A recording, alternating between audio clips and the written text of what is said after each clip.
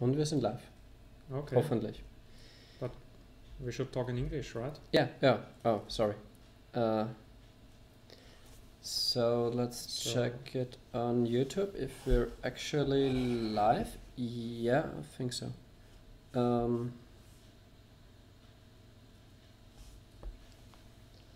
Yeah. So let's check it on YouTube. But we should mute. Live. Yeah. Is it muted? Yeah. Okay. So, welcome to our first spontaneous talking show. Our topics for today are commercials and media, power and influence, privacy, social norms, conditioning, wars, crimes, law, lies, truth, what is life, discipline, motivation, bad habits, regret, procrastination, intentions or life goals, and then free will, consciousness, perception, time, life's purpose, and afterlife.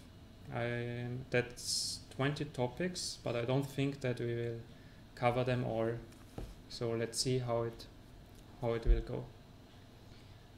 Then let's start with the first topic, commercials and media. So, do you watch many commercials? Kind of. Lately I'm not watching TV very much, but I'm watching very much YouTube. And yeah, on YouTube there are ads too, but most of them are skippable after 3 seconds. And the most annoying ones I'm always skipping, and next time I get them again and again and again. And the good ones, which I actually watch, never come back. Okay. But how do you think the people get influenced over media and commercials? And we could also include films. Yeah, that's, I think, included in media. But with media I mean news and films, so movies and series. So to what extent do you think the people get influenced by the media? I think it depends very much on the persons, like what is their education, what did they believe before the commercials. If somebody is a vegetarian, they aren't going to buy meat if they see a meat commercial. And if they're liberal and see a very conservative commercial, they aren't going to be conservative. But if they're somewhere in between and not sure about it, they may get influenced very much, like in the USA with these Trump campaigns. And what do you think about these Facebook videos?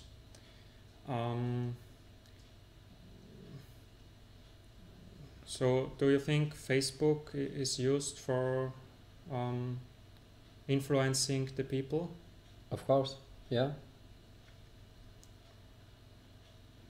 Because I've seen a video on Facebook recently where I'm bad at recalling movies that happened, but it showed a schoolyard with students, and there came a guy which said he had an experiment for them, and the winner would take €100 Okay. or dollars, and then he let the students line up for a race.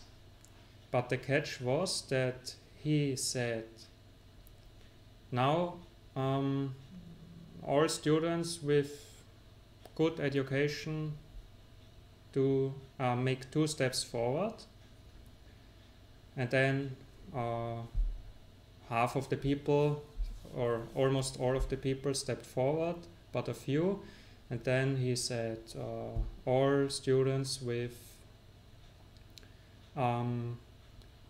well-earning parents step forward, and then also some stepped forward and they got an even bigger advantage.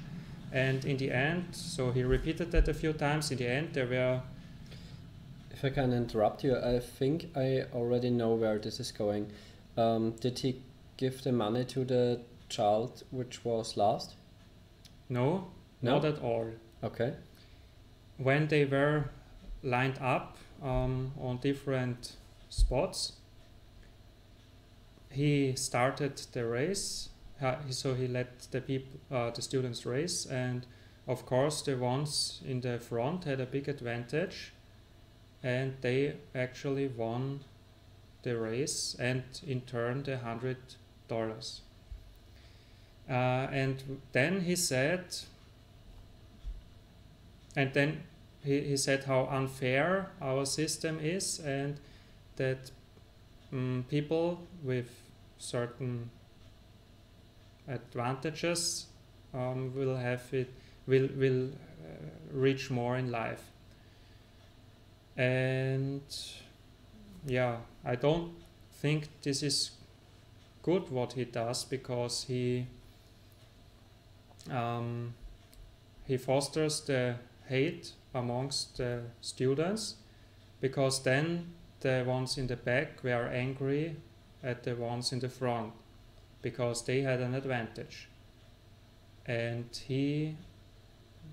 and I don't think it's good to show such videos, because it only increases the hate and the violence amongst different groups. What do you think about that?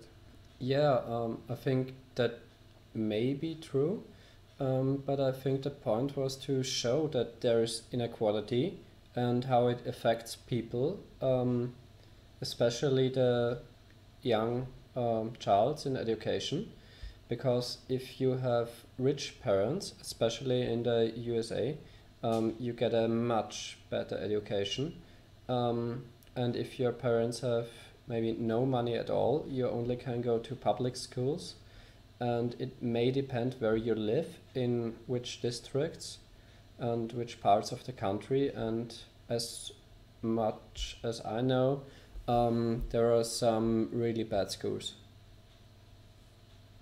In Austria, I'm not sure. I think it's not that much depending on the money or on how much your parents are into your education, but it may depend on where you live, because I'm always hearing, I never had this experience by myself, but I'm always hearing that there are some schools where there are many foreigners, like people who don't speak the language which is natively spoken in this country, and so mostly the parents get angry about it, because they think, why does my child have to go in a school with people who don't speak the language as well?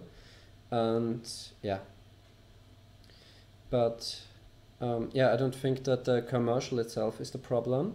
It only shows the problem, maybe not in a good way. Yeah, because I think these videos are made in a way that it increases the drama,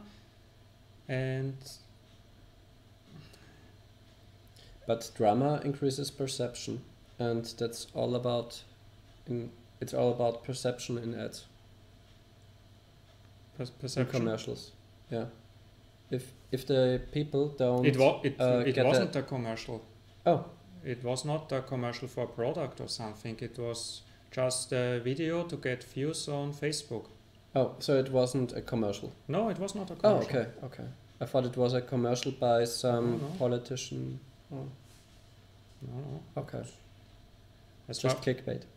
Yeah, it was a clickbait video, or maybe it was a video to influence the people in a certain way, or to increase the friction between different groups,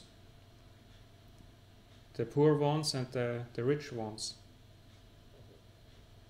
the wealthy ones. But why should somebody post a video just to increase the conflict?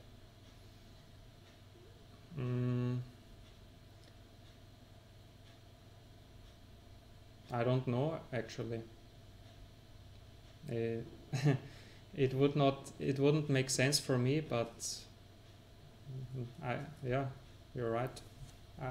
I can't think of any reasons.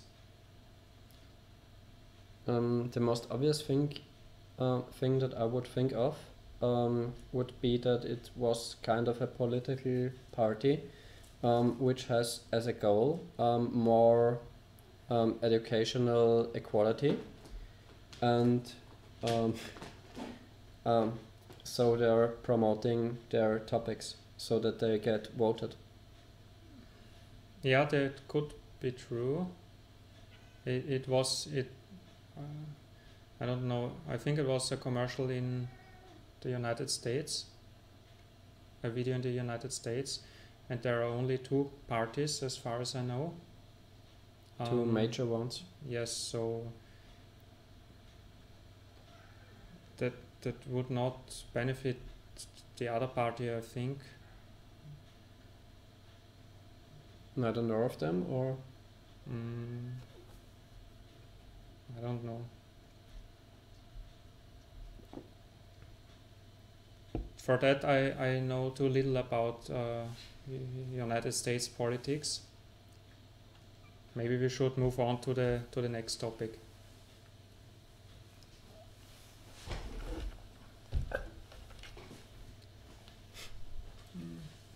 That's a bit distracting, for me at least.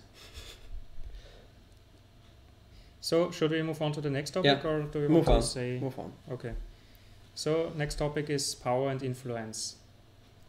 So, what I wonder always is, why do some people have power and influence and others don't? So, where does it come from? Why do people listen to some but not to others?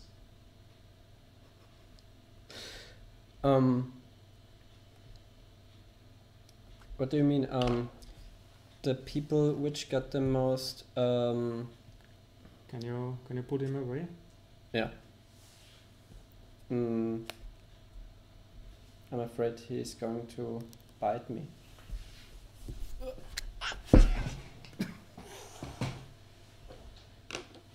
So. Yeah. So why do some people have more influence than others? Because they have more Reichweite. I mean, why do we listen to some people but not to other people? What is it that gives you influence, that gives you power over someone? Money. Yeah, if but you have money, you can buy advertising. You can buy airtime on TV, on YouTube. If the people see you, they going to listen. Yeah, but why? Money is just a number. Yeah. So money alone is not enough. So what else? What is it? I mean, you can buy advertising, yeah, but I think it's the belief people have. So you say you have this position. For example, you are head of state. Yeah. And the belief, when enough people believe you that you're head of state, you are actually head of state, and you can then give orders according to your position. So the belief from people is the main thing which causes someone to have power and influence. It's always how much the people... But even if nobody knows about you, for example, like with Stronach, who was an Austrian, kind of Austrian politician, who came from Canada. Yes. Nobody knew of him, but he had the money to buy advertising. Yes. He kind of was important, so the news channels cared about him and what he had to say. So I think it's also a factor that because we value in our society money so much, that we automatically give someone who has more money automatically more credit. We automatically assume that this person has power and influence. But he has influence if he says he's going to start a political party and he's buying a building, for example, and he's just paying the people to work for him. Okay, the camera did go off. I'll try to turn it on again. Was it a heat problem? I don't think so.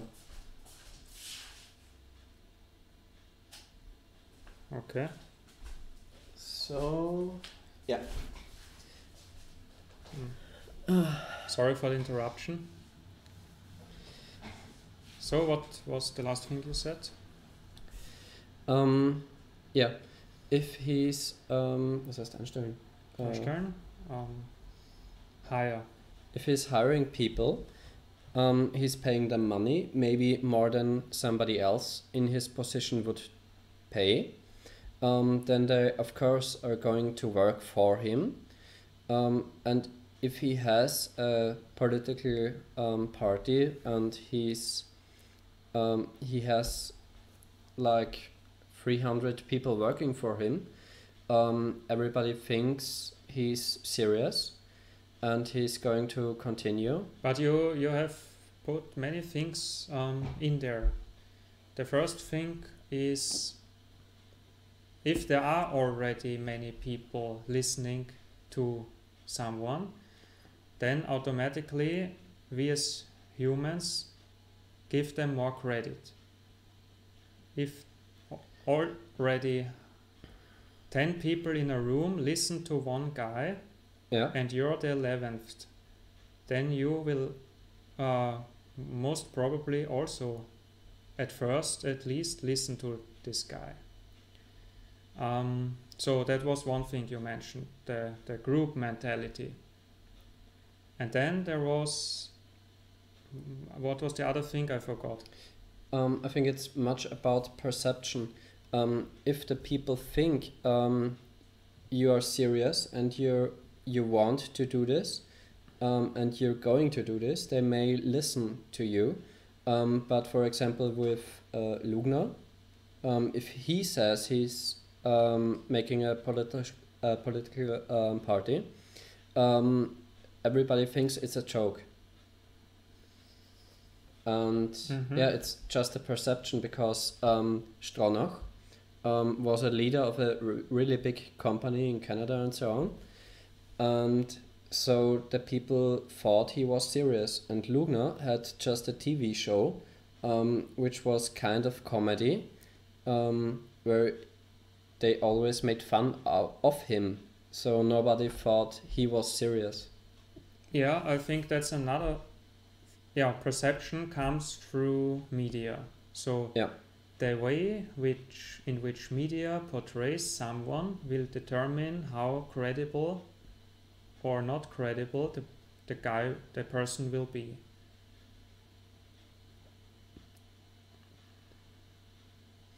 if, for example, the TV, the state TV, like the ORF, says a political party like the Whites or like Guild isn't a real party because they're too small and too new and they don't let them on television, then nobody will know about them. They will stay small and they will stay irrelevant. And so it's like a continuous circle.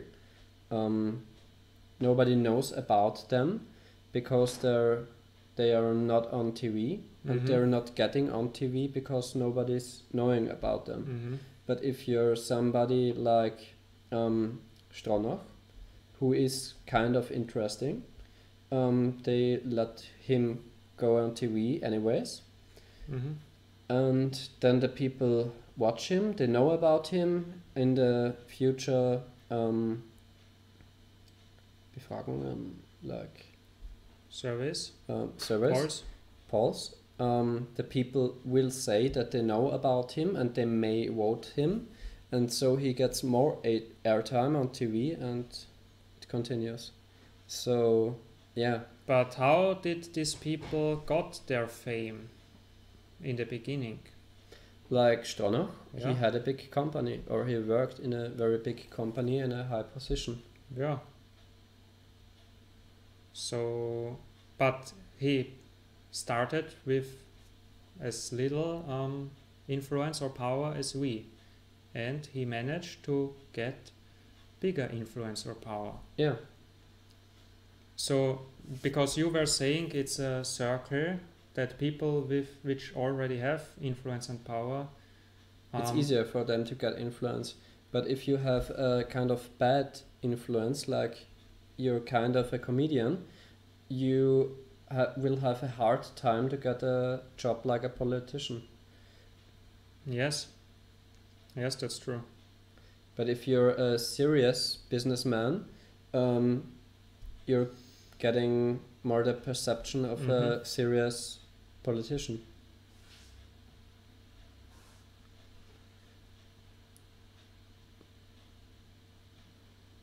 Maybe we should change the topic. Yeah, we could go to the next topic. Move to the next topic, which is privacy. So privacy, it gets less and less with every year. So now we are introducing our services like home assistants, spyware in each household. Home assistants, yeah. For example, Alexa and Google, how's it called? Google Home. Yeah, so privacy gets less and less, but people don't seem to care all that much about, and many say, yeah, if you're not doing bad things, you have nothing to hide, so why should you be concerned? But actually this is the point, and there is a whole Wikipedia article why this argument is a bad argument, because if you're, for example, a news reporter, then you may not have something to hide, but if people are watched, they may act different than like they're not watched. So if you're a news reporter and you know you are watched, then you may not say bad things about the people in... But we are talking about our private field, so at home. Yeah. But news reporters also have a home. Yes. And they may also have smartphones or home assistants. Yeah, so yeah, that's a big problem. I also think that it's a risk with increasing how's it called? Überwachung. With increasing observation, it's definitely something which concerns me. I don't know how much, but it's a problem, because if politics decide from one day to the other or gradually over time to forbid certain ways of thinking or prohibit certain ways of thinking, and then maybe also introduce laws which could make it criminal to talk about certain things, then it could really become a problem. And the question is if it's not too late then. For example, with whistleblowers like Edward Snowden, if he had an Google Home or an Alexa, and if it was connected to the CIA, I don't think that Snowden would be someone who had something like this connected and always turned on, but let's say he would.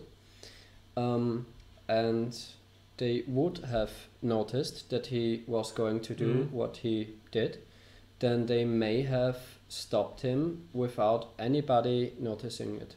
Yeah. So, in fact, it's very dangerous, because they it can be. It has the potential to be very dangerous, but for 99% of the people, it may not make a difference. Yeah, sure, but for the 1%, it makes a huge difference. A difference of life and death. Yeah, sure, but it is. We as the 99% need the 1%. Yeah. Which blow the whistle and tell the truth. So, actually, it's a problem also for the 99%. But a more passive. Yeah, a passive problem. But that's the problem. It's very passive, so the people don't think about it very often, and they think about like, yeah, okay, the NSA is listening, but if Edward Snowden tells them they're watching everything and they can read their emails and their WhatsApp and look at all their dick pics, that's when they might get the attention, but it's only after the whistleblower told them. Yeah, the question is, how much do we need someone like Edward Snowden to tell us this? For example, how do you think it has affected the people? I mean, it increased some awareness about this issue, and it told the people what NSA is doing. But the question is... I think most of the people already forgot it.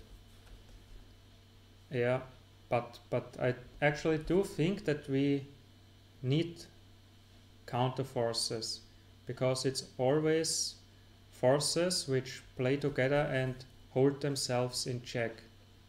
So if one side of the force gets too strong and too much control, then it would be an imbalance of power. So we should always strive to maintain the balance of power between different groups.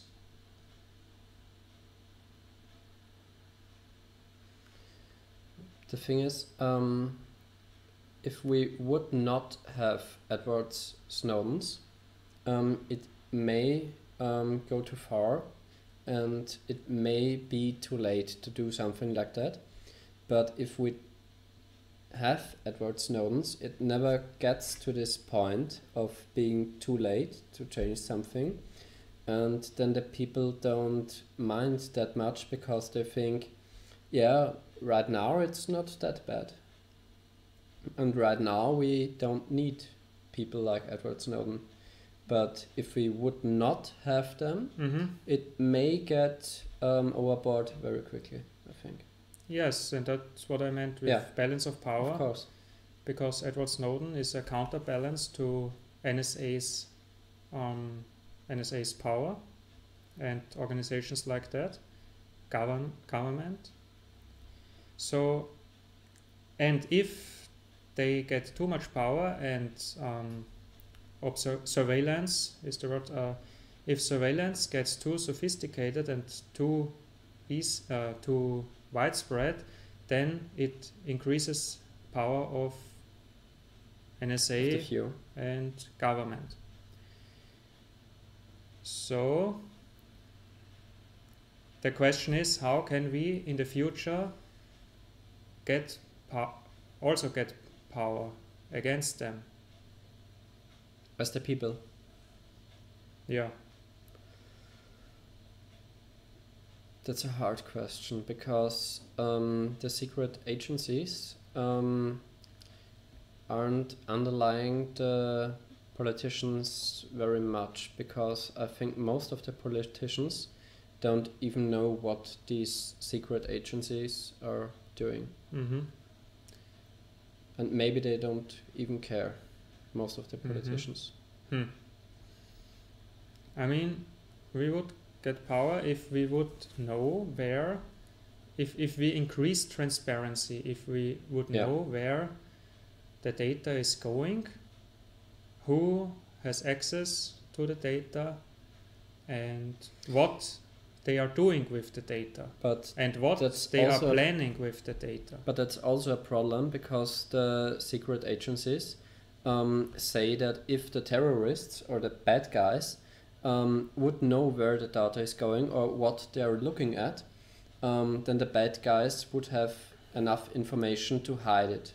But I think we already know many of the storage facilities of the NSA, where they are located, because they are huge. Yeah. So they can't be hidden easily. So but we don't know what they're looking at. It's a valid argument. But we don't know right now what exactly they're looking at.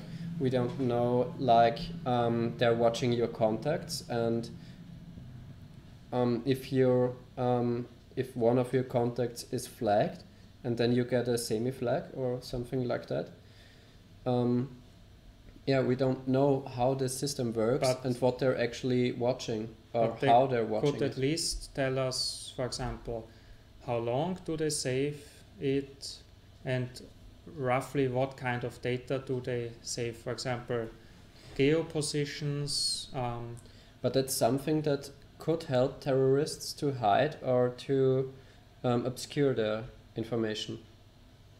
Because if you say we're only saving it for 6 months, then the terrorists may put out some information and just wait 6 months and then it's gone. Or if you say we're only saving geolocation once a day at 0 o'clock, then the terrorists know I just go out after 0 o'clock, and if I'm back at home at 0 o'clock again, doesn't matter. Or if I don't turn on my cell phone in these areas or something like that. I don't know. That's the argument of the agencies, because it's kind of true, but if there is a terrorist who's planning a serious attack, he's not going to use SMS or WhatsApp. He's going to get some information on Google or the dark web or wherever, or maybe just from people to people. But what do you think about asking the people? Is it what do they want more? Do they want more to know what happens with their data and taking the risk that terrorists could get some information, so it would be a little bit more less secure for them? Or are they fearing terrorism more and don't want to know what is going on? So actually the people should decide what they want more. I think right now in the USA it's kind of bad, because they're always fearing terrorism, and they just say do everything you need to get the bad guys. In Austria, on the other hand, I think the people are very have a very high need for privacy. Need for privacy, yeah, exactly. But on the other hand, in Austria, I think we have 3 secret agencies, but you never hear anything about them. It's not like the NSA or the BND in Germany, which are twice or 3 times a year in the news. I think I never heard anything about the Austrian secret agencies. So, yeah, are they better at hiding the things, or aren't they just not doing bad things? Interesting question. Or maybe it's not so concerning for us here in Austria, like it is in the United States. But I think the people in Austria are very concerned about their privacy and don't fear terrorism at all, because we actually don't have that much of terrorism. I think it's because NSA gets more covered in the news, and Austrian news agencies don't get covered in the news. But why? Maybe because there are some whistleblowers like Edward Snowden, and we don't have whistleblowers here in Austria. And maybe Austria is too small that even if a whistleblower would blow the whistle, then still it would not get known around the world, because Austria is too small for global news.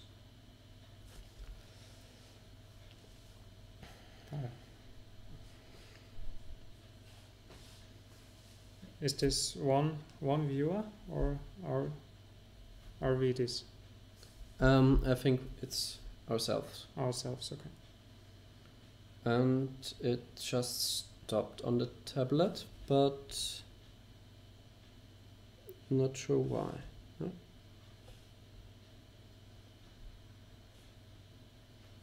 Maybe just go ahead with the next topic. Yeah, our next topic is social norms. So, how much do we actually decide for ourselves, and how much is social conditioning or social norms? It's the live dashboard says we're offline. oh, okay. Oh no, live. Hey, we already had 2 viewers in the live chat. Why didn't we see this? I don't know. Maybe the tablet is not good enough. Yeah, maybe.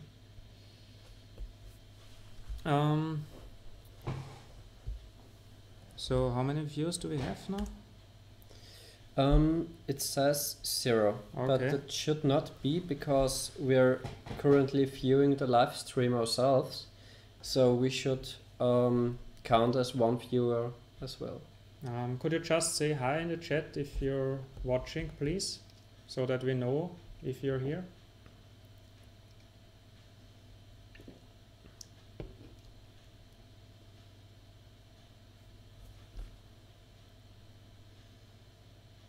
Now it says 1 viewer.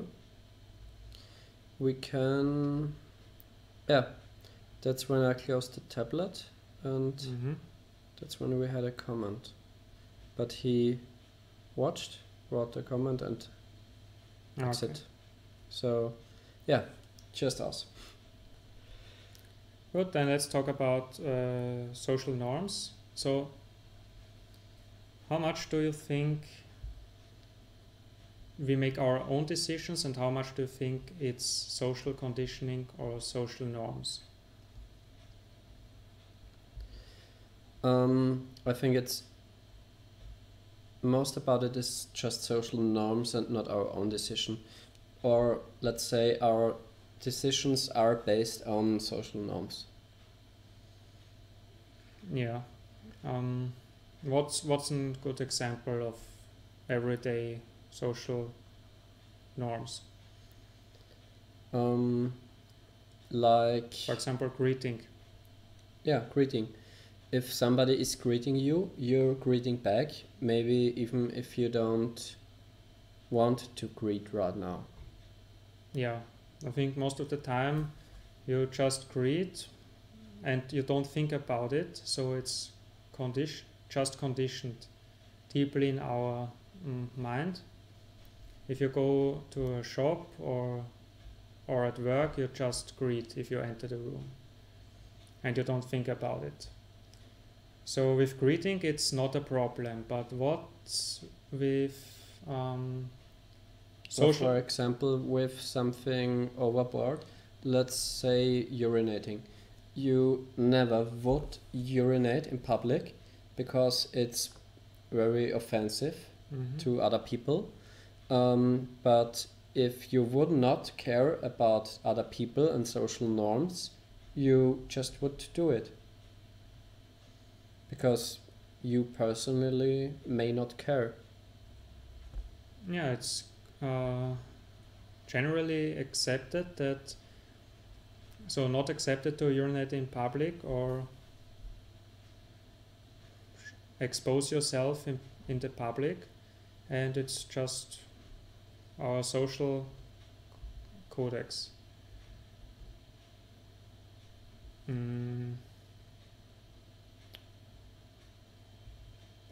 But that's not a problem. But are there any social conditionings which you think could be a problem, or which hinder you in the life? If there's something you may want to do, but you're ashamed because you may think other people would think different about you, you may not going to do it. What's an example for this? Like, for example, if you think I like red hair, or like, say, more extreme blue hair, you may think, yeah, I like blue hair very much, but if you are if you're a salesperson, for example, you're vorgesetzt, huh? Your boss. Your boss may not like it, and you may actually lose your job. Yeah, and also the customers would look strange at you if you come with blue hair as a salesperson or as a lawyer, for example, where it's expected of you to be formal and have a certain dress code. Or another example is the acceptance for gays. Not long ago, it was socially not accepted for two people of the same sex to be partnered, but now it's becoming more and more accepted, and that's just an arbitrary social law which the people adhered to.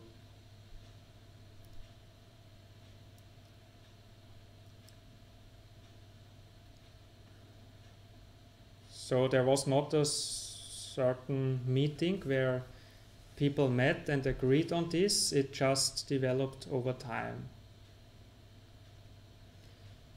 At least in our country. I think there are a lot of countries, especially in the East, where it's still not accepted, or maybe you're even getting hunted. So yeah, I think it depends very much where you're living and in which people are surrounding you. Yeah.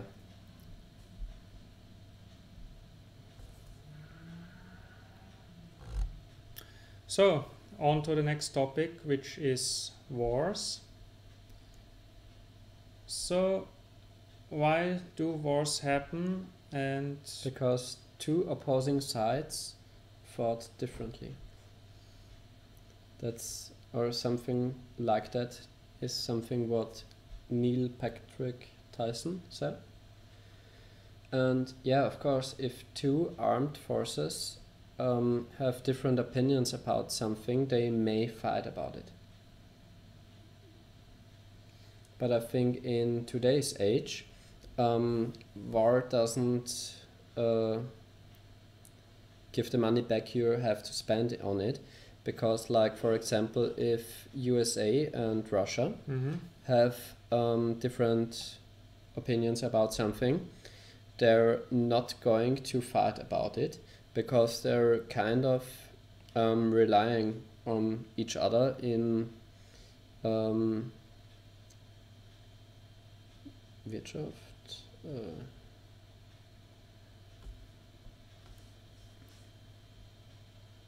Economy, yeah. Their economy depends on each other, and so they're not going to go in a war with each other.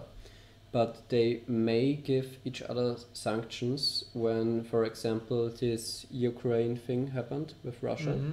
The USA didn't send troops, they didn't send soldiers, they didn't fire rifles. They set up sanctions because it may hurt Russia even more, because if the USA would have fired a missile or something, Russia would have sent 2 missiles back. But what I've heard, for example, is that in countries like Syria, they are actually fighting each other. They are sending so on the one hand, USA is hiring mercenaries, and on the other hand, just go ahead. Okay.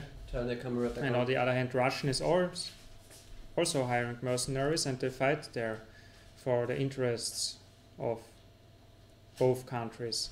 So actually, they are going to war, not directly, but indirectly. Yeah. But the USA is not attacking Russia, and Russia is not attacking the USA. Yeah. But they're fighting in Syria on opposing sides. Yeah. And yeah. Like, they're not fighting their own war, but they're fighting the Syrian war. And so, yeah. Yeah, anyway, it's very complicated there, because there are many parties and many subgroups which fight against each other, and I don't really have a clue what's going on there. I think it is all about the IS, or the ISIS, the Islamic State, right now, or maybe not anymore. I think they already said that they destroyed it. But yeah, who created it? And yeah, probably it was created by the USA. Because I think they may have had influence in it, but they didn't plan to. It was always said that they are very well financed and organized. So where did they get all the money from? I think the official status is that they're selling resources like oil. But on the other hand, if they're just selling it, there has to be someone who's buying it. Yes.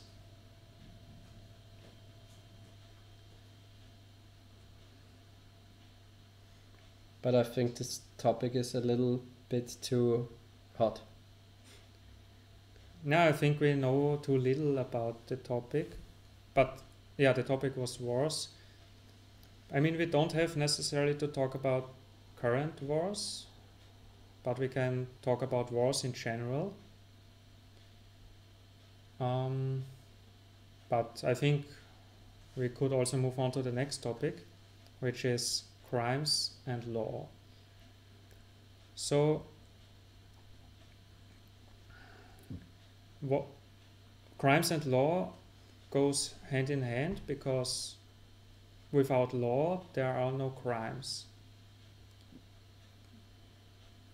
They are not defined as crimes. Yeah, but I mean, you could say these are bad things, but not crimes, because it's only a crime if it's against the law. I mean, that's one way of looking at it, or another way would be it's a crime if you do something which is regarded as immoral or bad. But let's say if killing gets legal, people are going to continue killing. Continue killing? Yeah, murder. Which They're going people? to continue to murder somebody if it's legal. It may not be a crime in the legal way, but it's going to continue. If it gets legal? Yeah, because why you said should- there only can be crimes if there is a law, but it would just not be defined as crime, but it would still happen. Yeah, sure. But what I wanted to say is, what's regarded as a crime is based on what's the law. And the law is also not made by the majority, but by some people which define some rules which they think are good. Yeah, first of all, there are two kinds of laws. There are the, I don't know how to say it in English, but there are the kind of laws which are set up in advance of something happening. And there are the ones which are set up in reaction, in response of something happening. And they're very different because, for example, the gun law in Austria is very responsive. If nothing bad is happening, it's not illegal. So, for example, with shotguns, they were a long time legal, but then some bank robber used one to rob a bank, and now they're illegal because it happened. So they're just generally illegal here in Austria. So nobody can use them. It's pump guns, not shotguns. What's a pump gun? A shotgun where you can reload just by pumping, like pushing or pulling. But why hard. pump guns? Because shotgun is even more lethal, because you have... No, pump guns are shotguns, but you can reload them very fast. But shotguns which are still legal, you just have to reload But them. what's about automatic shotguns? I think it's considered as pump gun. Okay. So shotguns where you have to... Oh, we have a few. Reload we had a few. manually? No, we have a few. No, we're from Austria. We're from Austria. But hi to Poland. We are currently talking about crimes and law. So, is there anything else we wanted to say here? Or if we don't have to say something, then move on to the next topic, which is lies and truth. So, when is it good to lie? I wouldn't say that it's actually good, but you may think that you can save somebody from the truth if you're lying. I mean, lies are not always bad, I think. If you want to, if the outcome is worse, if you would say the truth, then you should lie. If it's overall better, but it's of course difficult to say what's better. Depends on the perspective. If you, for example, if your child has a dog and you run the dog over with your car, it may hurt the feelings of the child more if you say you killed it instead of it did run away. Mm-hmm. Yeah, that's a good example where a lie could be appropriate. But it's still a lie. Yeah. But on the other hand, you never know what's good or bad in the end. A bad thing can turn out good later. It first seems bad and then it becomes good in retrospective. For example, if you tell the child the truth, Yeah. you at first may be considered bad because the child cries or thinks you're a bad person because you ran the dog over. But later it's good because I don't know.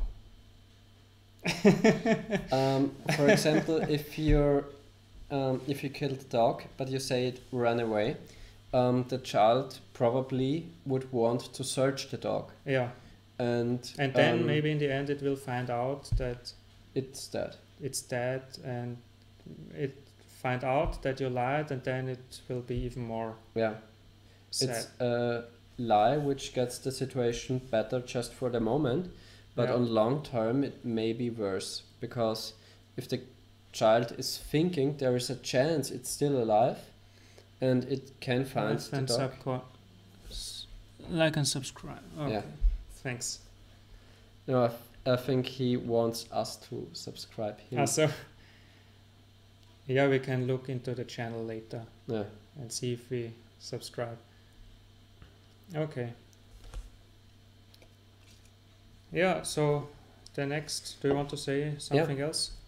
Because if the child is looking for the dog and think he may still be alive, he may not have this immediate pain, but he has a little pain over more time. Because if you say you killed the dog, it may feel very bad for a short amount of time, but he may get over it. But if he's searching for the dog and not finding him, every time he's not finding the dog, he gets more sad. Yeah. The summary of this, so the essence of this is that you never know what's the best in the long run. So you shouldn't make conclusions too fast, too quickly. Don't lie. Yeah. So next one is a tricky question, because what is life? If something has a Stoffwechsel, it's living. Easy as that. What is that in English? I don't know. We need to look it up. But that's not what I meant actually by that. It's not what is a living being. I meant what is this all about? The essence of life, or the essence. sin of life, the purpose of life, life's purpose. Yeah, I mean, we could also talk about life's purpose, but yeah, we could also talk about life's purpose now. I think the purpose of life can be seen from two perspectives. From the perspective of the single person and from the perspective of the whole species. Species? Yeah, species. Like for the whole species, it's obvious the survival of the species. And for it's your survival in the first place. And in the second place, to have enough food, sleep, and water, of course. Just the essentials. And if you got them, you want to have fun.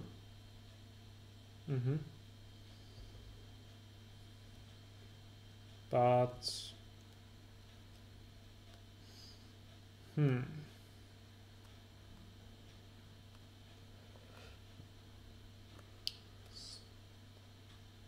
you could say it like this, but how do you know it's true? I mean, if we look at life in the past, it was always to survive. Yeah, surviving is the first thing. Yeah. But we could go further and say why, what does it even matter if we survive or not?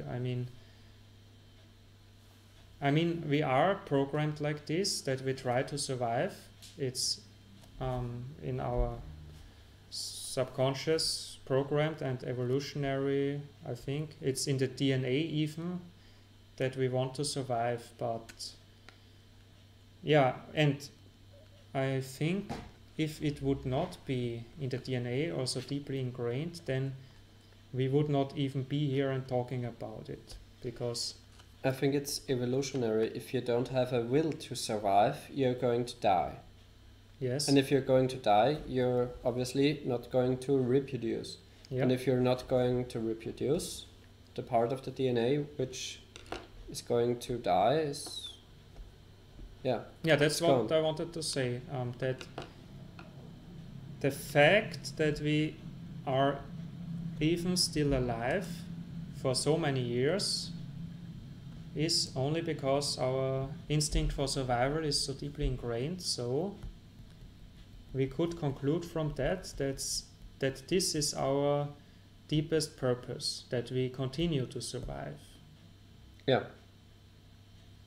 I mean, we could say it, but I think we can never come to a conclusion, or it seems hard or impossible to come to a conclusion other than that. What we can do is only observe and reflect. We can observe what happened in the past, what brought us here, and we could theorize about possible purposes.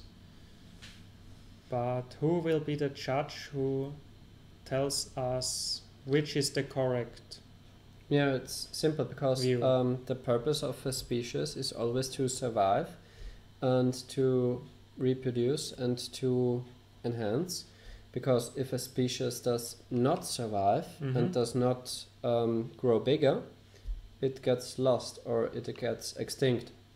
And yeah, But what's interesting, yes, true, but what's interesting is that I think soon we will be at a point where survival is not a concern anymore, yeah, kind of.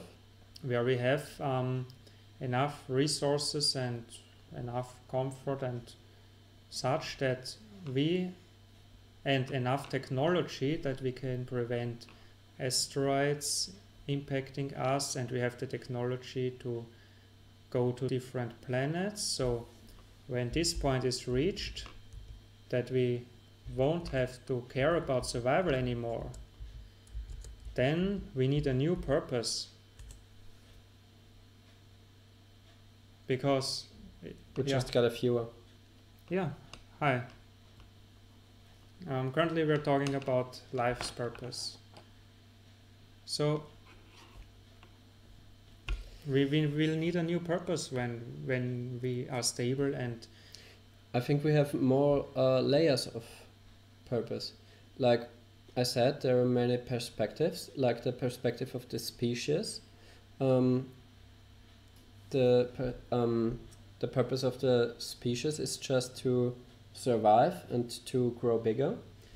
And the purpose of life for each person is just to live. And if that's not a problem, then it's to have enough food, to have enough water, and to have enough sleep. And that's like the minimum. And if you have everything of that, if you have enough food, enough sleep, enough water, then there comes the next layer, which is just to have fun or entertainment or whatever. Just but don't let's be bored. just assume that survival is taken care of, Yeah. and we don't need to care about that. Then you just have to have fun or not to be bored. But why is it bad? I mean, so you want to have as much fun as possible then? Of course. But I don't know. I mean, that sounds not like a very good purpose for humanity. But if you don't have fun, you may not going to reproduce, and then this part of the species is going to die out, and then only the ones who have fun and. But there are also many people which have not so good lives, and they also reproduce very, very much and very actively. So fun can't be the cause for reproduction.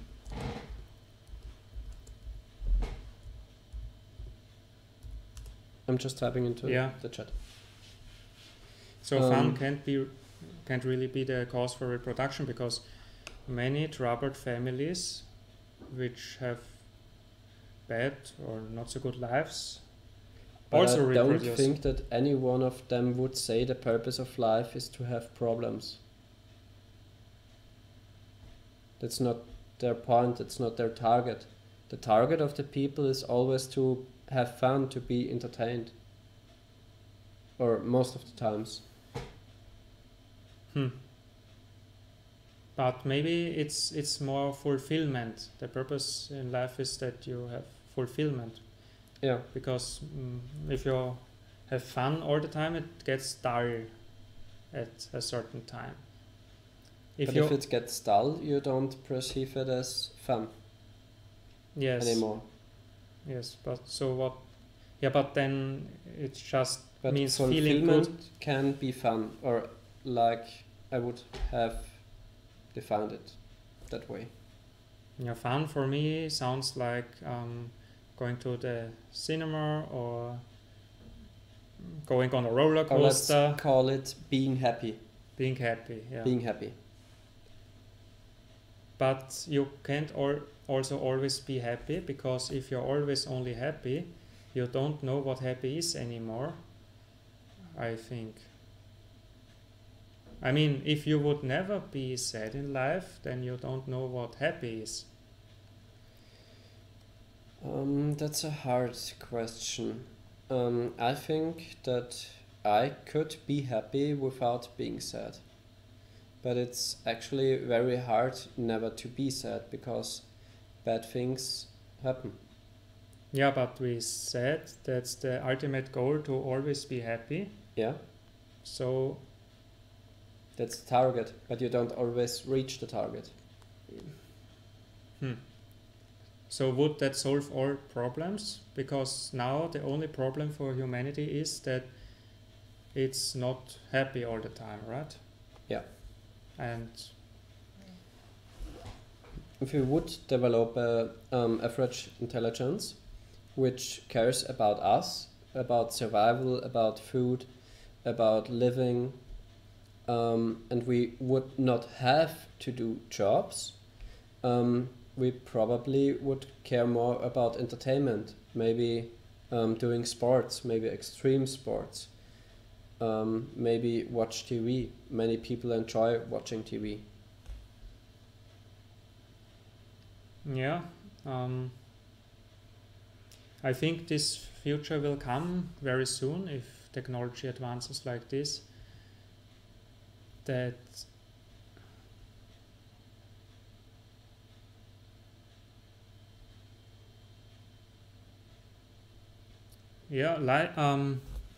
Kristen Frazier, life, liberty, and the pursuit of happiness, just being funny.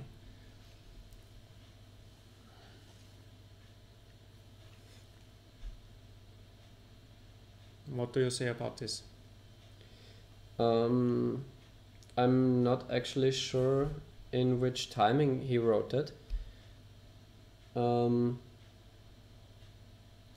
Life, liberty, the like purpose freedom. of life.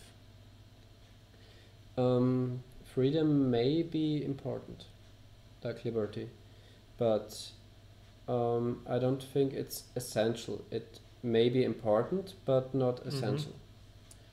the question is also, do you know if you're free? Because now we are also constrained in everyday life and we think we are free. For example, we have to go to work and we have to submit to certain laws. So, and all the subconscious things which go on. Yeah, So we kind of. Like, we are you not really don't free. have to go to work. If you don't go to work, you're getting fired. Mm-hmm. So there's a consequence, but you can always change your mind. Mm-hmm. You don't have to obey the law, but if you don't obey the law, you may get imprisoned, and that's where you don't Yeah, but have from freedom that anymore. logic, that would mean that under any circumstance you're always free, because even No, in jail, if you don't obey the law and you get imprisoned, you're not really free anymore because you cannot do everything you want. but it's the case like that now. If you steal, Yeah? you will get imprisoned. So you are not You free to don't steal. have to get imprisoned. You may get imprisoned. Yeah, but it's against the law. Yeah. So if you steal enough, they will probably put you in jail after some time. Yeah. So you're not really free right now. Let's say you can do everything, but if you do, it has consequences. Yeah, but with that reasoning, you would But if you are imprisoned, you cannot do everything, not even once. You cannot leave. But now you could also say that because you, for example, you can only travel if you have the money. Or you can only travel in some You could countries. hitchhike. Yeah, and in prison you could get out illegally. Yeah, okay, let's say we have freedom, but it's limited. Yes. But I think, concluding from that, it will always be limited. Unless, yeah, it will always be limited because all actions have consequences. Yeah. Always. Let's say we are in a society where there are no rules and there are no limitations. If you would start killing people, There are still consequences because they people may will also start- kill you. yeah, So you will never be really free to do what you want. So you can only really be free if an action would not have any consequences. yeah, but it would be possible. Like, if you are in a society which is controlled of an average artificial intelligence, and the artificial intelligence likes you and doesn't care if you kill people, you would be free to do anything. At least you. Maybe not everybody, but you. But also not, because people will have a different opinion about you and will treat you differently. So it will also have consequences. They may not interact friendly with you anymore. But I think it could be more free or less free. For example, a prison is less free than Of course. the life we have now. Yeah. So I think it should be. Kristen Fraser just wrote, he learned it in history. What did you learn in history?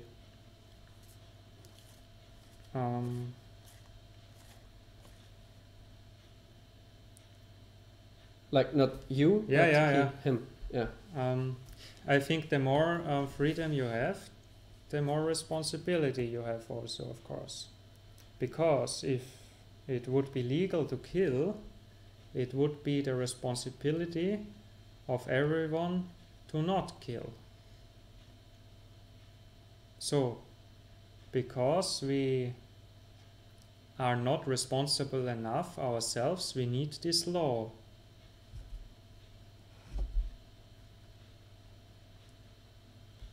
Yeah. Yeah, that's how I see it. So with greater freedom comes also greater responsibility, of course. Like if you would not have to work to get money, there would have to be a responsibility for people, or at least for some people, to still work or do jobs. Mm-hmm. Or at least for an artificial intelligence. About the liberty and happiness, and I'm a girl. Oh.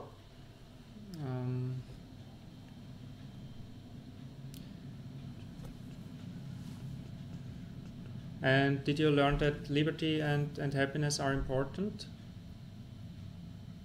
Probably. Yeah, probably.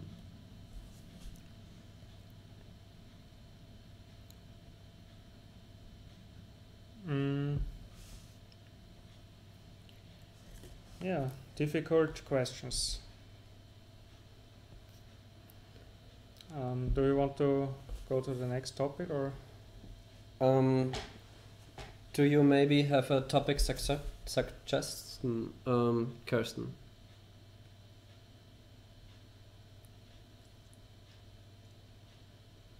I think the year was on the previous thing. Yeah, probably, because it's delayed. Yeah. I think it's delayed about, maybe 10 seconds. In fourth,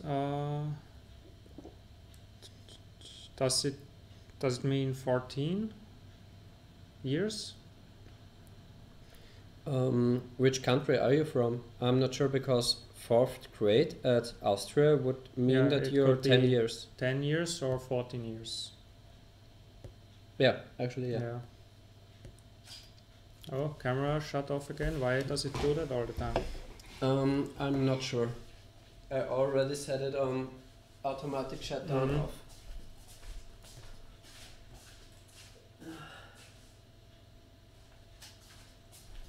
Okay, so where were we? What is life?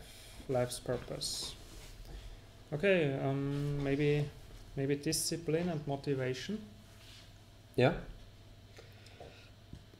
I don't have much discipline, and motivation is always not that easy. Very good summary. Do you think that with enough motivation you can master the discipline which is necessary? Or, I mean, they also go hand in hand. That's yeah. To reach a goal, you can either do it with discipline or with motivation. I think they go hand in hand, yeah. Because if you, for example, are motivated to get a car, but if you don't have the discipline to do the things you have to do, the motivation alone doesn't get you very far. I think motivation helps you get through obstacles, helps you move over obstacles, and discipline you need when you have low motivation. So most of the time in the beginning of a project or of a New Year's Eve resolution, you have high motivation, and that motivation will drop rapidly, and then you need discipline to carry on. But how could you have discipline without motivation? Like, for example, studying for your driving license. How could you have the discipline to do it like every day or every second day if you have no motivation about it? You have to think that it will benefit you. But that would be a motivation, wouldn't it? Good question. Yeah, that's probably true. But you could also just have an attitude of, today I'm really energetic and I will do anything. So you could also just have a high motivation with no directed goal, I think. Or do you think that's not possible? That you're just very energetic, you wake up, you're just energetic and want to do things? It's possible, but I don't think discipline would work without motivation. We just got a question if we would want to play a game where she asks a history question and we try to answer it. Yeah, sure. Let's do it. Let's try. But we are very bad at history. Maybe we have to use Google.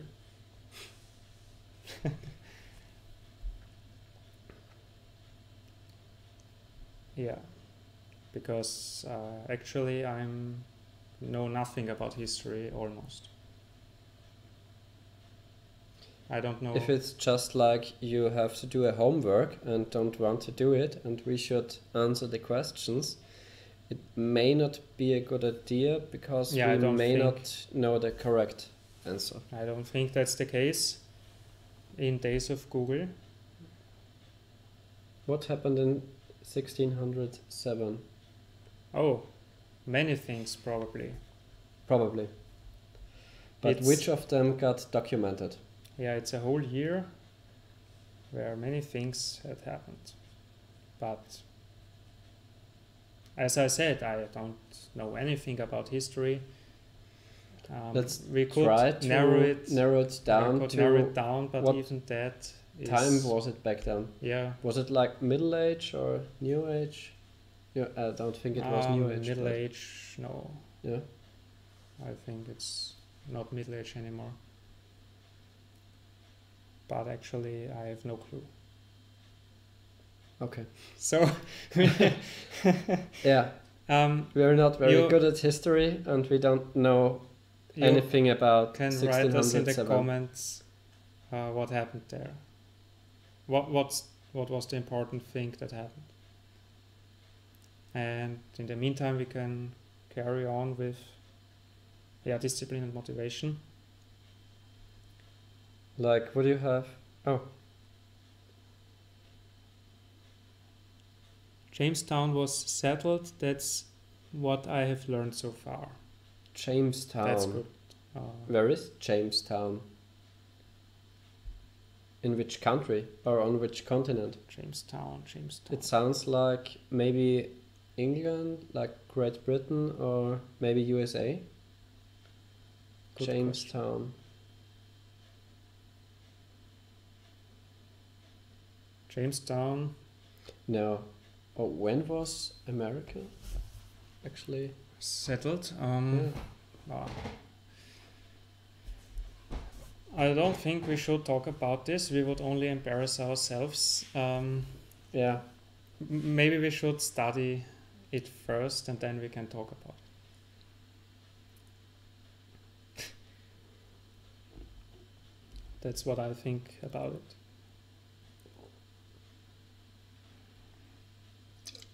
Yeah.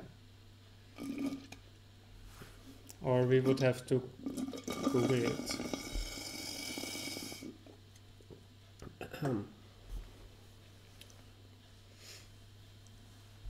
Yeah. If you're in 4th grade, how old are you? Are you 10 or 14 years old?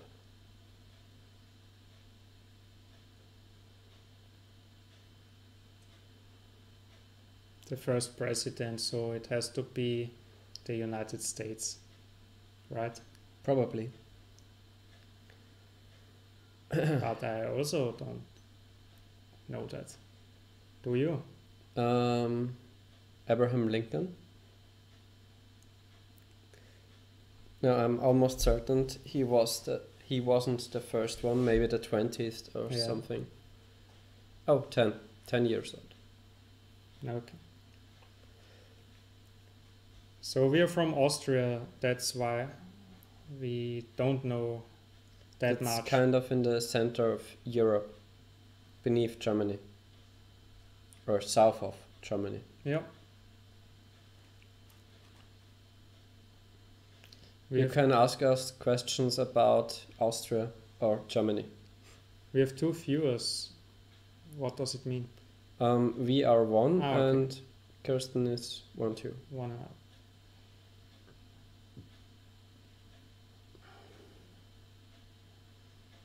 Oh, Abraham Lincoln was the 5th. Oh, it's not so far off. Not bad. Not bad. George Washington. Okay. Ah. Yeah, I know the name. Yeah, heard it. And I think I can imagine how he looked, at least on pictures.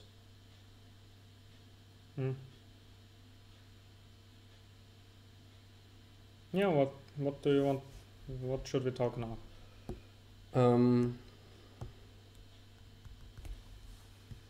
What's the last topic we had? It was discipline motivation, but we did not really go in depth there. Yeah. But if we go ahead, we maybe make every topic we wrote in the description. Okay, then. Bad habits. Bad habits. I think there is a song about it. Which song? About bad habits. Actually, the title is about bad habits, but I think it's about drugs and so on. Okay. Do you know from who wrote it? No. Okay. And we also should not play it because the video may get blocked. The copyright infringements. Yeah, what are bad habits and why do we have them? How can we get rid of them? Should we get rid of them?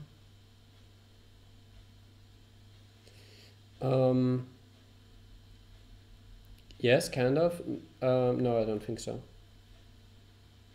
We should not get rid of them. I think we can, but it is very, very hard. And no, I don't think it's worth the effort, because if you get lost of one bad habit, you get another one.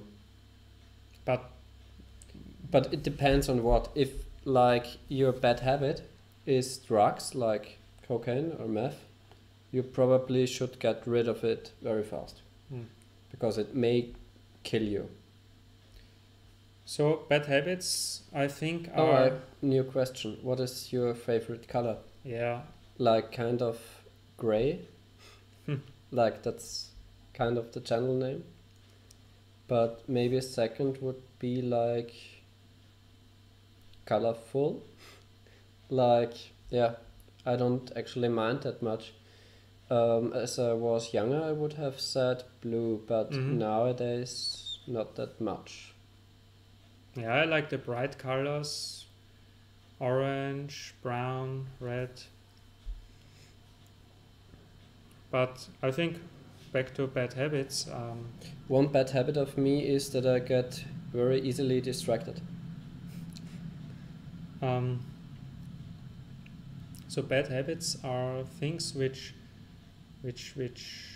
are bad? No, No, they are not bad. How do you say? Influence you in a negative way. So yeah. They go against your health or your well-being. That's what I would define as bad habits. Like getting easily distracted is not bad for my being, and it's not going to kill me, probably. Yeah, maybe we should widen the sense then, the definition of bad habit. So it's things which go against your well-being, which go against your health, and I think we could just say bad habits are things that influence you in a bad way. Yeah, but what's bad? That depends. Yeah, and that's why we need to define it. No, it depends. It depends on the situation. If I'm getting easily distracted, it may actually be a good thing. Purple is a nice color, by the way. But in some situations, like in driving, it probably is a really, really bad thing. If I just think, oh, there's a deer on the road, and then I drive on a Yeah, but let me red say sign. something about this. With the driving example, you could say that it's going, so getting easily distracted goes against your security, your health. So then it would be a bad habit. And other times when you're sitting here and you get easily distracted, it does not hurt you, it doesn't go against your well-being. So in this case, it's not a bad habit. But it If may... you only see it in this way, but if you also drive, then it's a bad habit for you, because then it... But if I'm getting too easily distracted on a live stream, which goes public after the live stream as well, Yeah. Viewers may not like that I'm easily distracted and that I'm interacting with the live chat that much, and may turn off the video just because I'm easily distracted. And if I wouldn't be easily distracted and focus more on the topic, then they may not turn off that soon. Sure. And then it would ultimately go against your well-being, because you want more viewers. If you want more viewers, Kind of, but more viewers could be bad as well. If I get famous, I may get famous disease like drug abuse. I think many famous people have a drug abuse. Famous animal is asked in the live chat. So Kirsten's, am I saying this right? Favorite animal is a wolf. Wolves are nice, or they're looking nice. I'm not sure if they would be nice to me if I meet them. I have 2 cats, they're very nice. But my favorite animal, I kind of like every animal as long as it doesn't hurt me or scare me. Like spiders or insects are nice, but I don't want to touch them. But looking at them is not bad. Or snakes, the same thing. I actually don't mind to touch them as long as they cannot bite or hurt me in any other way.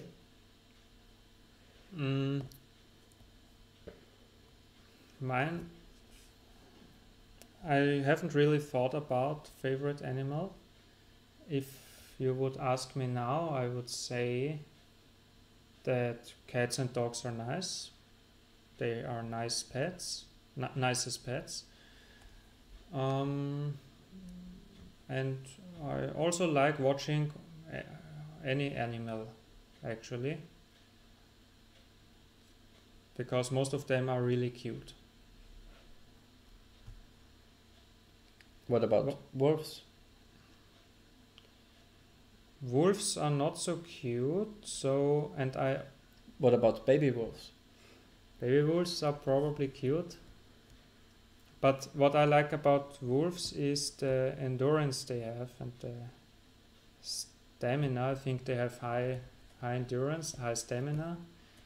And that's why what I also strived for once. That's why I also like wolves. Okay, but Kirsten has to go. See you. But yeah, now I don't care so much anymore.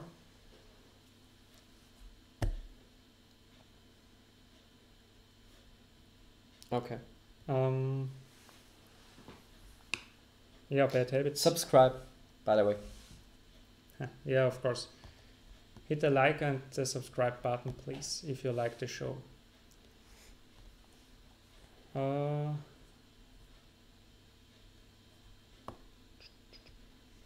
I'm not satisfied with the answers I got.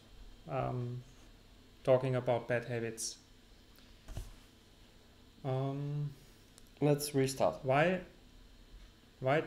do so many smokers smoke and don't stop, even if they want to stop? Maybe if they don't care enough.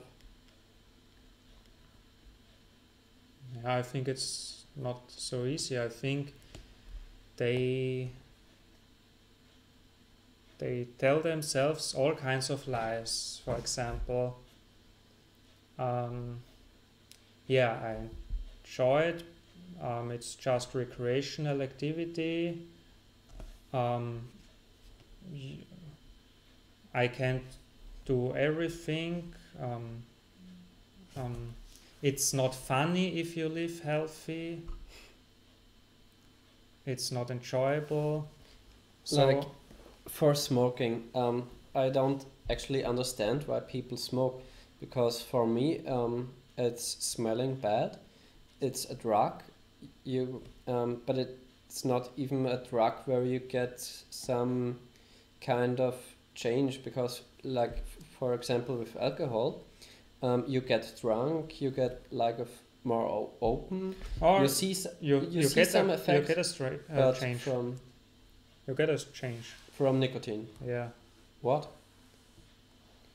I know Once people think or they say that you think clearer. no, they you get get more they get focused. relaxed again, because once you're addicted, if you don't smoke regularly, you get agitated. Yeah. And then you need the nicotine to help To you feel calm relaxed. down again. Yeah. So it actually makes a difference. But I don't know if it's always or just if you're already addicted. I think it's only if you're already addicted, Probably. or it may not make a difference that you notice. Yeah. Because I think if you would right now smoke cigarettes, like a whole pack, like 20 pieces, Mm-hmm. the only things you're going to feel is that you're smelling, and Yeah, that but you have cough a lot. problems breathing. Yeah. I think the first cigarette is not relaxing, so only after you get addicted. Yeah.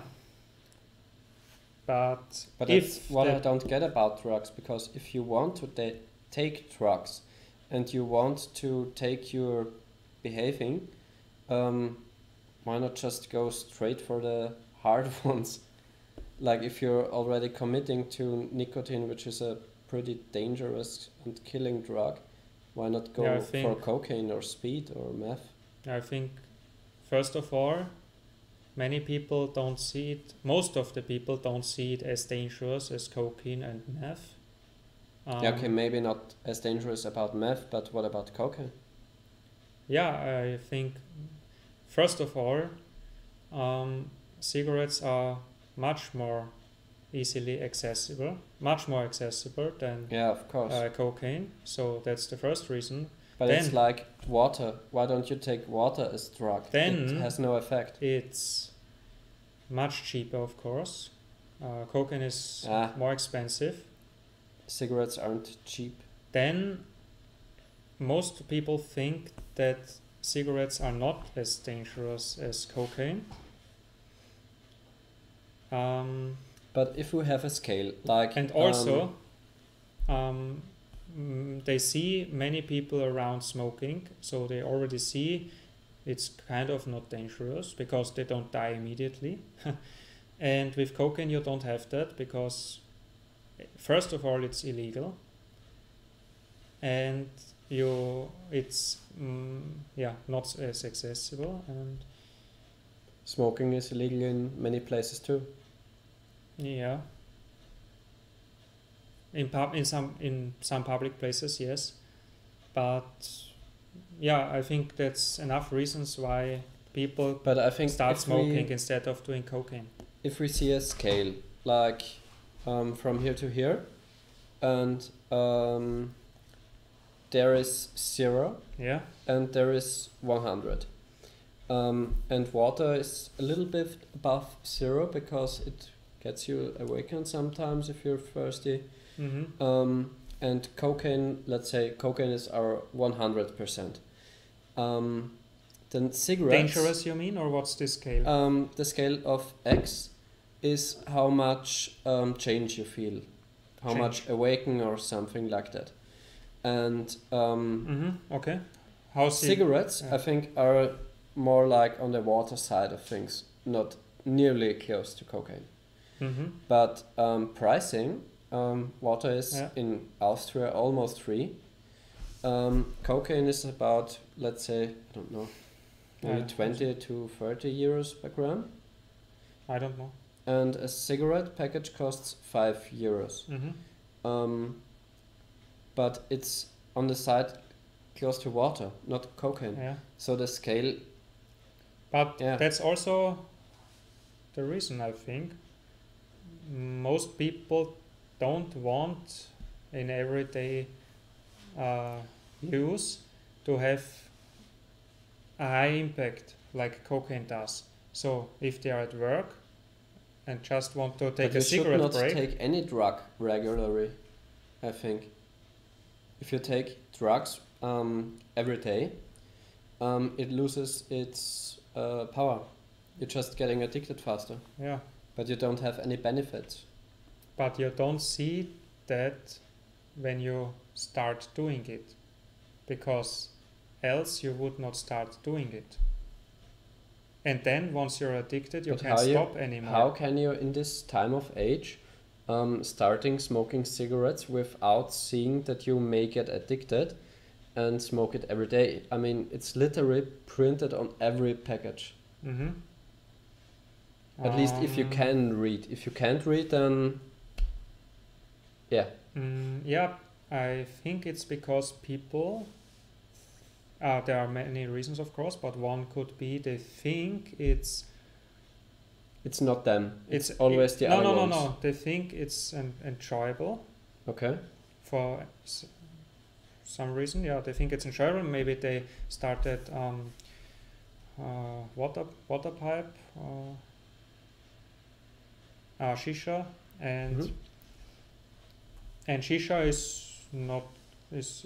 is not so bad, I think, and they think now I want to smoke cigarettes.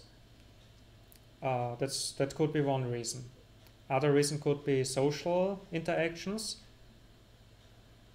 Maybe you just see some guys in the bar smoking, and then you also want to try it out because it looks kind of cool and relaxing, and you have something to do with your hands. And then they start doing it, and after some time they get addicted. That's how easy it goes. But if you have to choose something, why something with such a low impact as nicotine? Why not like coffee or sugar if you can get addicted to sugar? Yeah, but maybe it because sugar may be unhealthy, but not as... Yeah, but you don't know the impact actually because you haven't tried it out, and maybe it does relieve... Sugar doesn't really kill people. You have to eat about 2 or 3 kilograms No, I mean sugar. Cigarettes. Oh, nicotine is really toxic. If you just eat 2 cigarettes, you die. Yeah, I mean, maybe people do get a stress relief if they smoke. I don't think so. Once I gone out with friends, I smoked, but I didn't feel anything. Yeah. But the scratching in the throat. But I don't know. Coffee, for example, or coffee has much more effect than cigarettes. Or let's say olives. I did not like olives. Yeah. Until recently, and I always tried. I periodically tried them, even if I didn't like them, and now I suddenly like them. Maybe I just had to eat some, and now I like them, and it's the same with cigarettes. People, try it. They don't like it in the beginning, and after some cigarettes, they like it suddenly. It's the same with food. But it's like this all the time in life. If we would only choose rational decisions, I mean people have flawed logic all the time. That's, I think, ingrained in us. Right? Yeah. What are you looking? I'm just sending the link of the live chat in WhatsApp. Okay.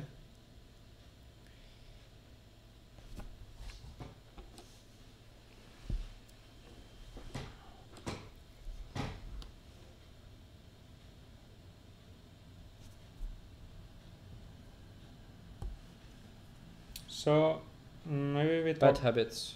Bad Oh, we habits. have a viewer again. Yeah. Welcome to the stream.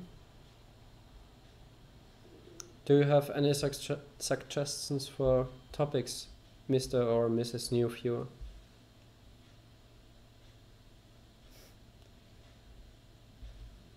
What would be the next topic? Or do you want to continue the topic of bad habits? Now we can. What's the conclusion now? The conclusion. Everybody has bad habits. If you get lost of them, you get a new one. But I think some bad habits, like if they're deadly, you should try to get lost of them. But if you say that, then you could even say all bad habits which influence you in a negative way, you should get rid of. Because dying is only the extreme form, immediate death. And oh, the camera shut off again. So immediate death is only the extreme form, and you should avoid, my take on this is that you should avoid any habit which influences you, which contradicts your well-being and your health. Of course. Should I post it in Harambe too? Yeah, sure. Okay. So why should we stop at a certain level? We could just say that, yeah. Anyway, let's move on to the next topic, which is procrastination. Procrastination. Yeah. No, it's regret. Yeah, it's regret, but I skipped that one. Why? Or do you want to? Do you regret skipping it? I regret putting it on the list, so I will skip it now. Why do you regret? I just thought that we can't really say much about regret, but we could try. Would you say, for example, regretting something that you didn't do is worse than regretting something that you did do? Yes, definitely. Because if you do something which you regret, it's you at least know that you haven't missed out. But if you don't do it, then you never know if it would be good. And you could miss out. So you should always do something. But doing things has a higher potential of being bad than not doing it. For example, but you can only grow if you try out things and then learn something new. Yeah. And but it's not even true, I think, that it has a higher potential, because not doing something also can affect you negatively very much. Of course, it can. But if you have to do something and you don't do it, it's like more the dismissing of it That's the activity. For example, not going to work is not something that you, Now, not going to work is, no, let's say you're stuck in a bad job and you want to move to another job.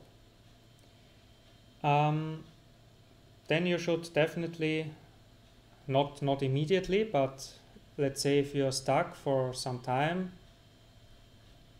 1 month or 2 months, you should take action and change the situation.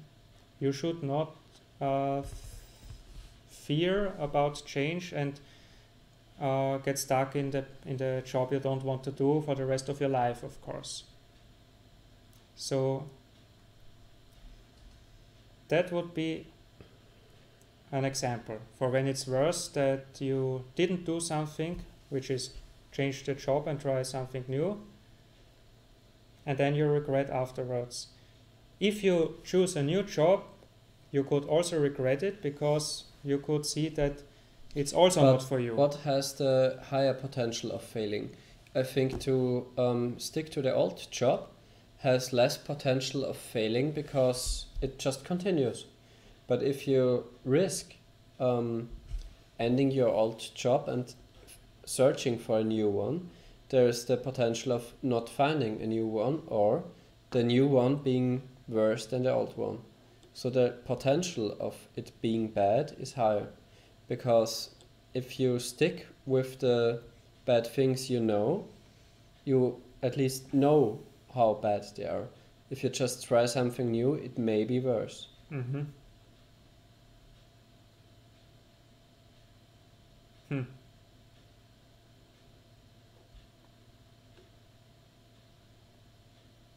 What do you think, new viewer, about it? Don't we have the names here? Of the current viewers? No. But there is a feature where we can see the names, but yeah. So what you're saying is it has a higher chance of failing. But what do you mean with failing even? You mean dying? No, it has a higher risk of being risky. Yeah, but what it's are risky. The effects? Trying something new may go wrong. If you don't try something new, but you already know that it's already wrong, so why should you stick with it? If it's the worst thing that could happen, of course, change it. But if it's not the worst thing, if it's just above average, but not enough that you are willing to stand with it, you probably going to get worse if you're already above average. Yeah, but because if you're just hunting for your dream job, it may never get through. You should maybe stay just above if you 60 or 70% of the target. At your job, it will certainly never become true. So yeah, you have a higher chance of getting it if you take the action and change the job. If you don't try it, you have a 0% of getting it.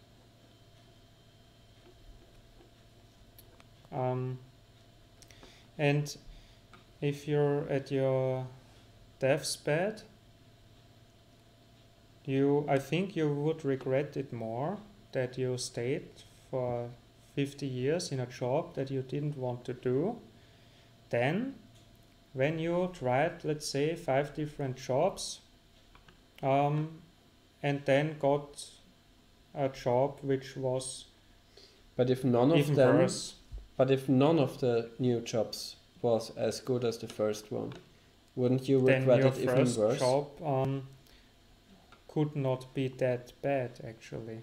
Yeah. Then it was actually good.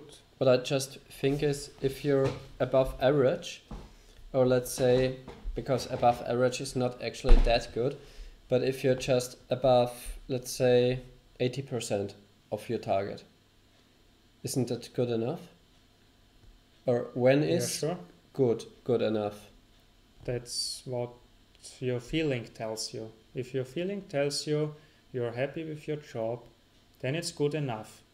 But if your feeling tells you you're not satisfied, then it's not good enough. But feelings change.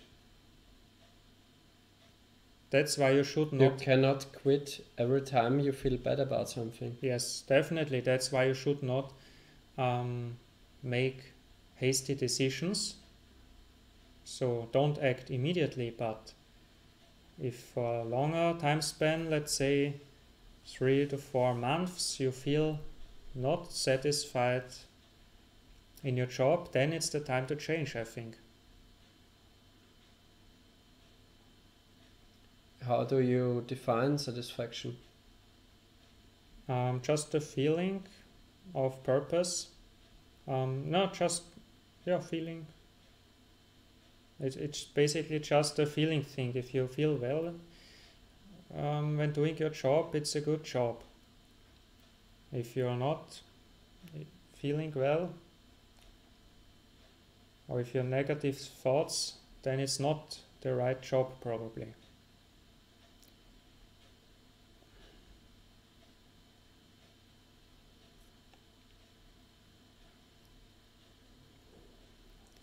But if it's just a part that might change, for example, if you're working with customer contact and if you have just a few regular customers, and let's say you have 4 customers and 3 of them are as good as it could be and 1 is really bad.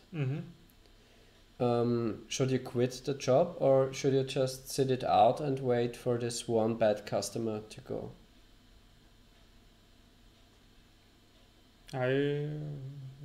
Customer.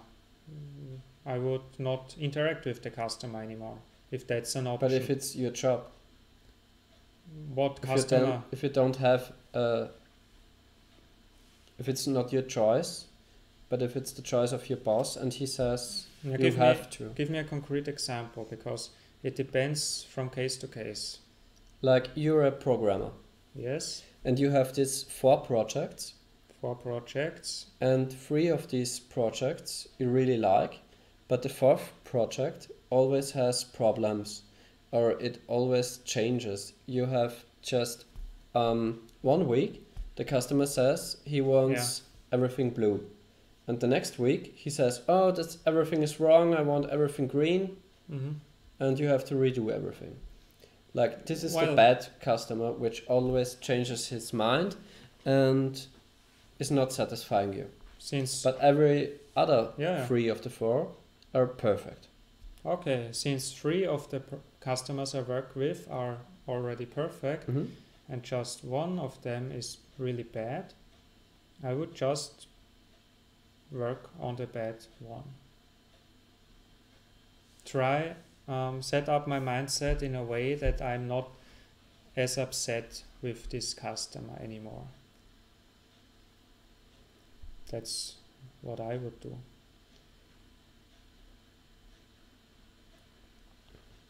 So you wouldn't change if you're just at this 75% of perfection?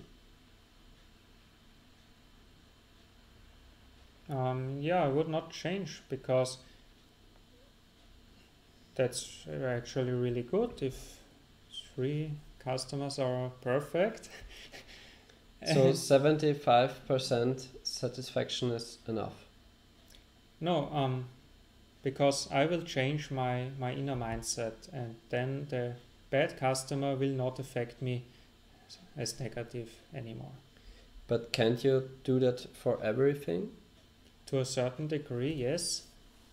To a certain degree. Most of it really depends on your view of things. The same action could be very annoying for one person and another person would not mind at all. So it's only your it's really only your view on things.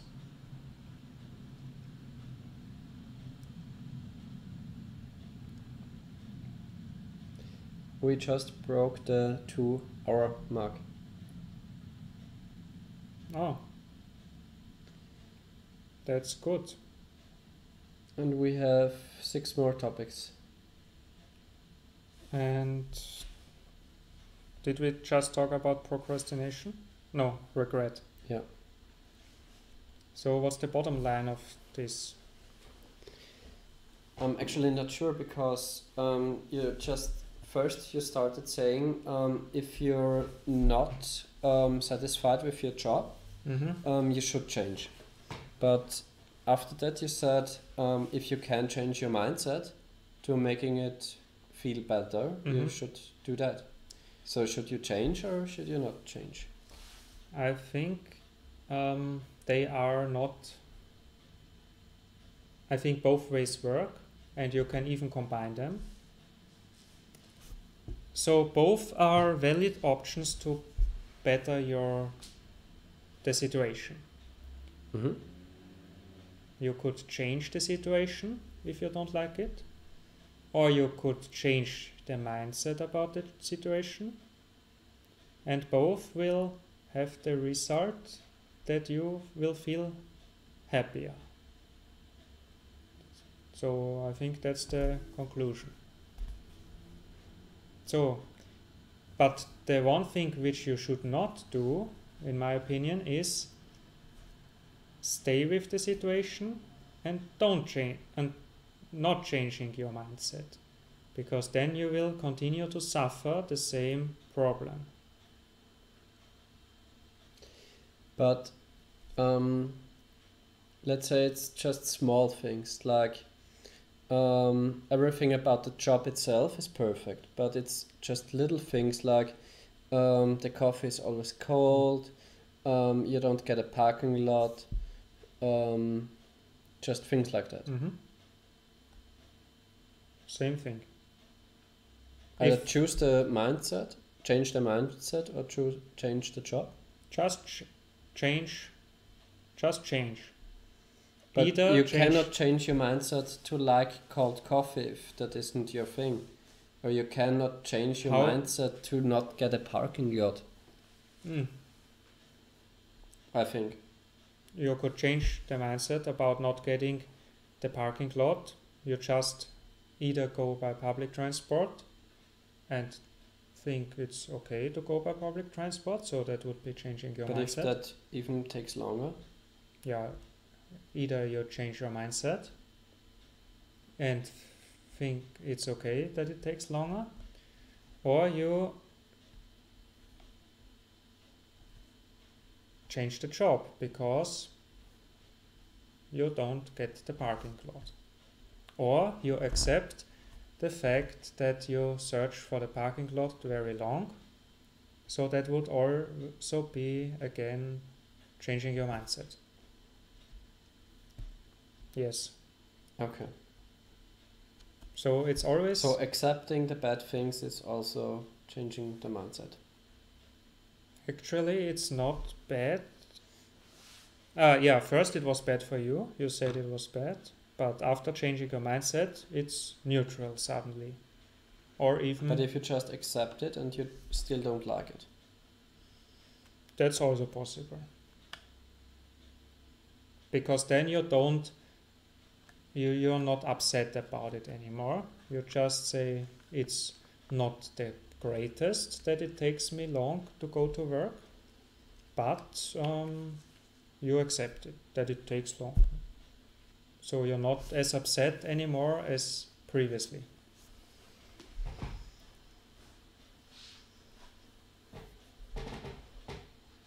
And if you don't want to accept it, then you have to change it.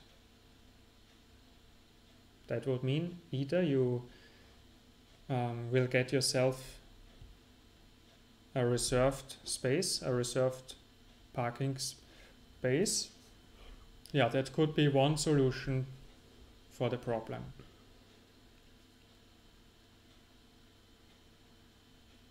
Okay. Yeah. So we have procrastination. Why do we procrastinate? Why do we procrastinate? Because we're lazy. Why are we lazy? Because we know that it's good for us, for example, to clean the household, but we don't want to do it. So logically, we should do it because it's good to live in a tidy space where everything is cleaned up. So why don't we do it? If we just would think logically, then it would not be a problem. But if you don't mind, But if it's clean or dirty, yeah, would it then be okay to procrastinate? yes, but you have to be careful, I think, that you're not lying to yourself. Maybe you just tell yourself it's okay because you don't want to clean in the first place. But what if cleaning would be nice, but cleaning has more effort than the feeling of it being clean is worth it? Or let's say not cleaning it at all, but not cleaning it every week, but just every 2 months. Just reducing it. I think that would also count as procrastination.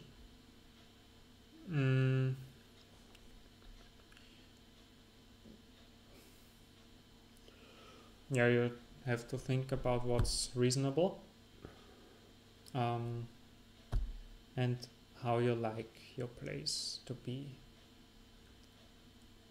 And when you have defined that, But if you would like to have it clean, yeah, but you also don't like to have the effort to clean it. yeah, then you first have to understand that in order to have it clean, you have to clean it or let it be cleaned for you. But it has an effort. Yes. Then you have to understand. Yeah. Then you have to think about what is it worth for you, and then you make a plan. Let's say. But if you just say like, I'm only cleaning it if my socks get black after 10 minutes of walking, that would be procrastination. Like everything but doing it immediately is procrastination, isn't it?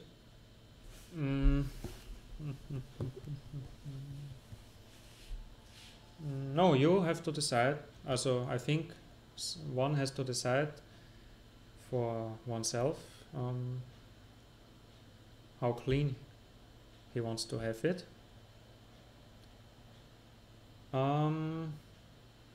Factoring in the effort it takes. Yeah. And then make a plan, let's say clean every week. That's a balance of cleanliness and effort. And then it would be procrastination if we not do it every week.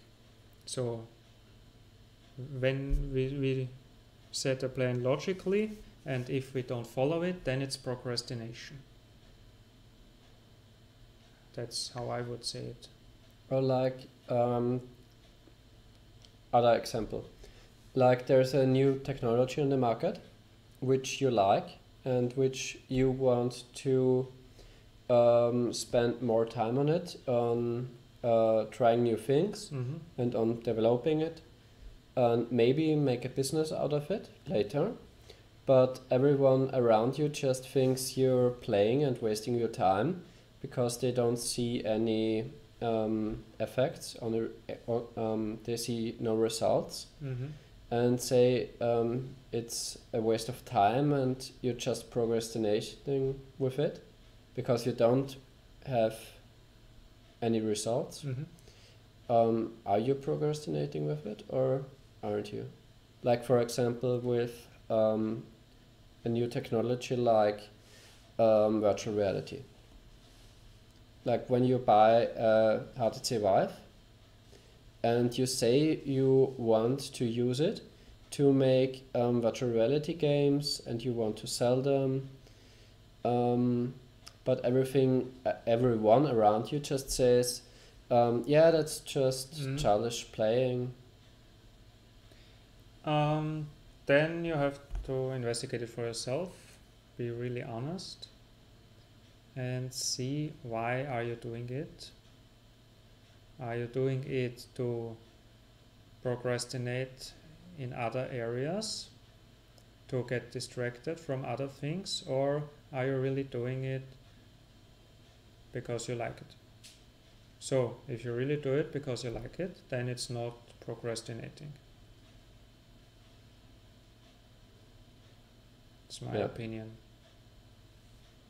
And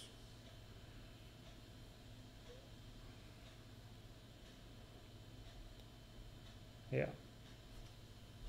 Like, would you know any examples of real life of something similar? Yeah, I would. For example, if someone plays poker, they really like playing poker, but it's not socially accepted. Everyone will tell the guy, you're wasting your time, you're procrastinating, you're not achieving anything.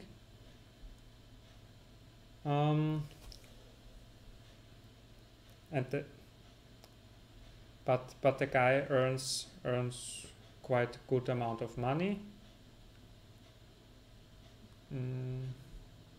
Yeah. Then it's, I mean, if the guy earns a good amount of money, then probably the people won't think it's procrastination. If the guy would not earn money, then they could say it's procrastinating. Yeah, but I think you should go for your dreams and do what you like and not just get a steady job to pay the bills. That's what I think. So if you really like something, you should do it, even if everyone is telling you that you should not do it. I also think it depends on, or it may change the mind of the people who are talking to you in the way how you're talking to them. If you are just giving them the looks like it's just a game or it's just for fun, then they might look at it differently than if you're saying it is professional and what you want to achieve. Not what you did not achieve, but what you achieved. Yeah, that's a good point. So your attitude towards it also tells you about. If you have a lazy attitude about it, then other people will also see this and act. But even if you're very into it and do it, people could also say that it's just procrastination and you're wasting your time, even if you are very actively doing it and into it. But in the end, it's all about results. If you can show their track record of success, then no one can say anything about it. And if you're putting in hundreds of hours and you get no result in the end, then maybe it really was a waste of time. Yes.